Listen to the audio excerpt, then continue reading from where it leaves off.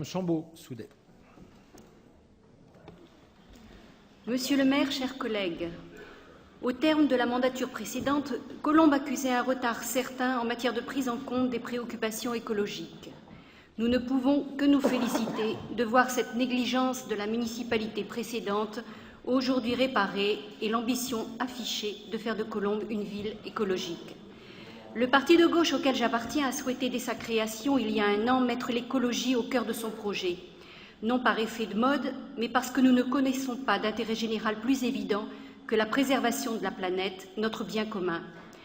Pour y parvenir, nous défendons l'idée qu'une nécessaire planification,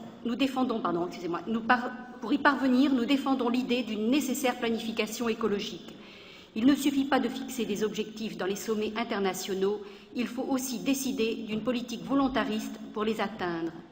Cette planification, il va sans dire, doit être démocratique.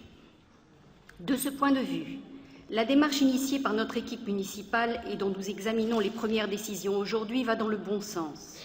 L'implication des Colombiens à la réflexion sur le développement durable de notre ville lors des assises, les propositions recueillies et les nombreux allers-retours entre élus et services dénotent un souci de concertation qui tranche agréablement avec les pratiques passées. Si les 25 actions prioritaires retenues confirment la préoccupation de notre équipe municipale de prendre en compte la dimension écologique dans de nombreux projets, nous veillerons à ce que cette prise en compte soit un réflexe. Car pour le parti de gauche, l'écologie n'est pas un simple supplément d'âme. Elle est d'ailleurs indissociable de la préoccupation sociale qui ne doit cesser d'animer notre action. Cela nous conduit à privilégier tout particulièrement certains projets afin que le développement durable ne soit pas réservé à quelques-uns. Je ne prendrai que 3 exemples. Dans le logement social, dont il nous faut augmenter les constructions, les travaux d'économie d'énergie sont d'autant plus nécessaires qu'ils permettent tout à la fois de lutter contre le réchauffement climatique et d'alléger les charges de nos concitoyens qui en ont le plus besoin, et ainsi contribuer à redonner du pouvoir d'achat. Nous sommes sensibles à la volonté de récupérer les eaux de pluie. Ce serait un gaspillage en moins. Mais cela laisse entier le pillage de ce bien public mondial que les entreprises privées à qui il a été confié sa distribution.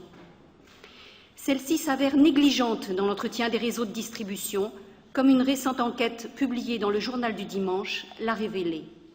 Seule une gestion intégralement publique de l'eau permet de garantir une exploitation raisonnée et la préservation de ce bien commun de l'humanité. Nous ne manquerons pas de le rappeler à l'heure de la renégociation du contrat qui nous lie à eau et force. Défavorables par principe aux délégations de services publics, nous serons attentifs sur ce point à la mise en place d'un réseau de location de vélos. De même, nous ne souhaitons pas que la cession de ce marché s'accompagne d'un développement de l'affichage publicitaire, source de pollution visuelle, comme cela a été le cas dans d'autres villes. Mais de cela, nous aurons l'occasion de reparler d'ici à 2012.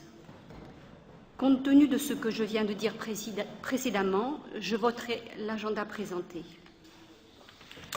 Merci, Madame Chambaud-Soudet.